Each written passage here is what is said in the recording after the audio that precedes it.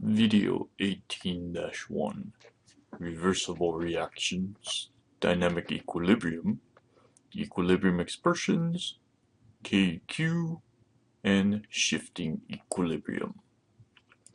So, chapter 18, we're looking at equilibrium.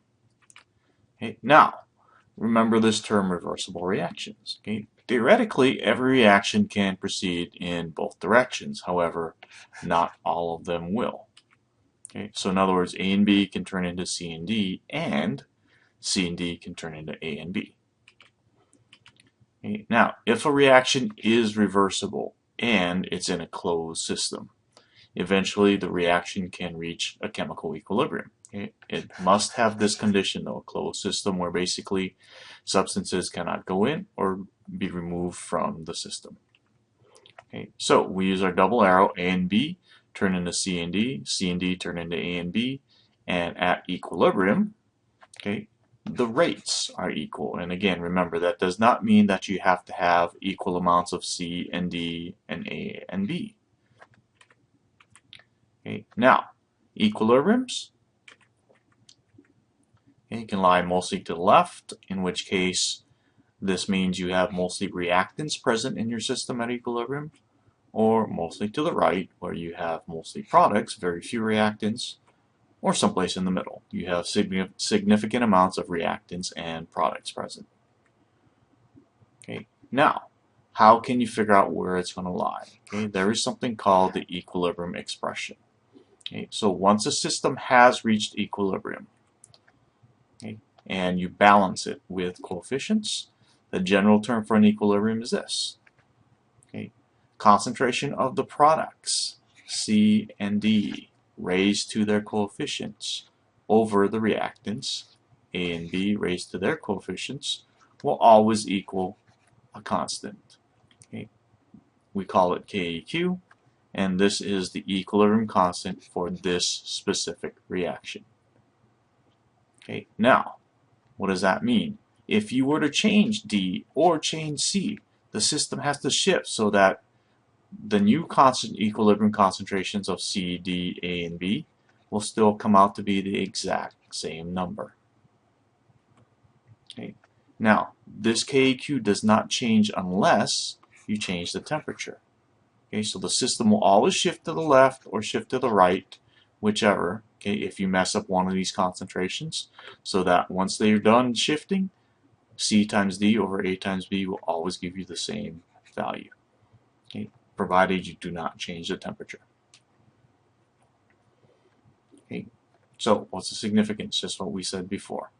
Okay, the final concentrations of C times D over A times B will always be equal to KEQ. Okay, now, only gases and aqueous substances are going to show up in the KEQ. Okay, solids and liquids, their concentrations are pretty much constant. Okay, so it actually gets absorbed into the KEQ expression. Okay, or into the KEQ value rather. Okay, so here we have an example. H2SO3, dump it into some water, turns into H3O plus, and the bisulfate or the hydrogen sulfate ion. Okay, it's a reversible reaction, so it will reach an equilibrium. Okay, so what's the expression going to be?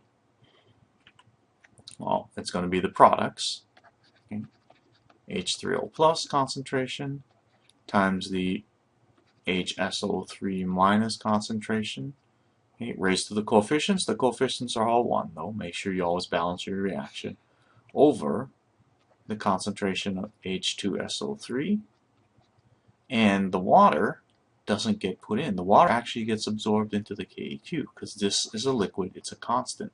So you actually move it over there because you cannot change the concentration of a liquid or a solid. Okay, so this is the KEQ expression for this reaction.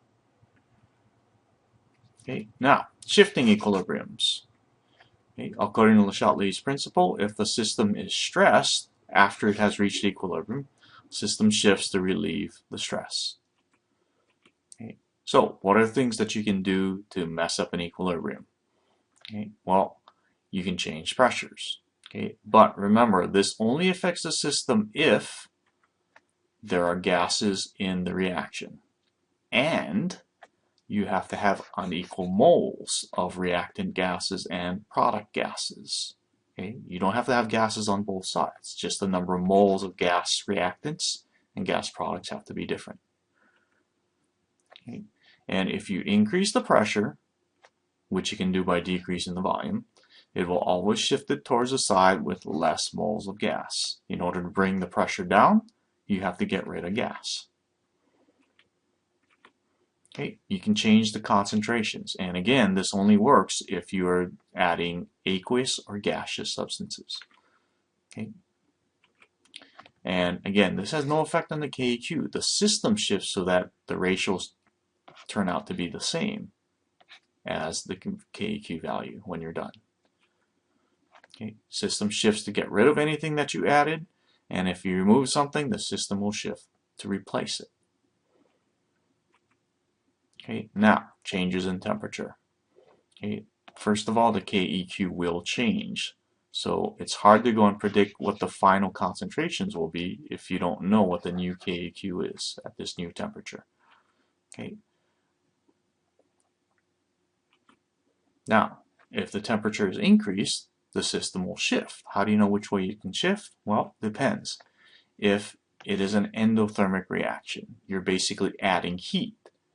Okay, and endothermic heat is a reactant, so when you raise the temperature, okay, it's going to shift towards the side with the products because you're adding more reactant. So basically it'll shift towards the right side. Okay. And if it's an exothermic, heat's a product, so you now added product, so the system shifts to the left towards the reactant side. Okay, so read through this. Okay, here's a reaction. NH3 plus H2O liquid will give you NH4 plus and OH minus. Okay, which of these is the equilibrium constant? Okay, stop the video, figure out which one it is, come back and check. Okay, and the correct answer is 3. Okay, you do not include the H2O because it's a liquid and it's always products over the reactants. Okay, now try this one. For the equilibrium system, same system, what happens if you add more NH3 gas? Okay, so again, take a look at the system, stop the video, make your prediction, come back and check. Okay, and you should have said it's going to shift to the right. You added more stuff on the left side, more reactant, it's going to shift to the product side. Okay, try this one, same system. What happens if you add more water? Okay, again, make your prediction, come back and check. Okay, and no change. This does not appear in the equilibrium system, in the equilibrium equation, because its concentration is constant, so you can't really change its concentration. So if you add more of a liquid or a solid, there's no effect on the equilibrium. Okay, try this one now. What happens if you add more NH4 plus? Okay, make your prediction, come back and check. And it should shift to the left. You're adding product, so it's going to shift away from the product side to the reactant side. Okay, so here's your review question, and go answer this one on the website on the quiz.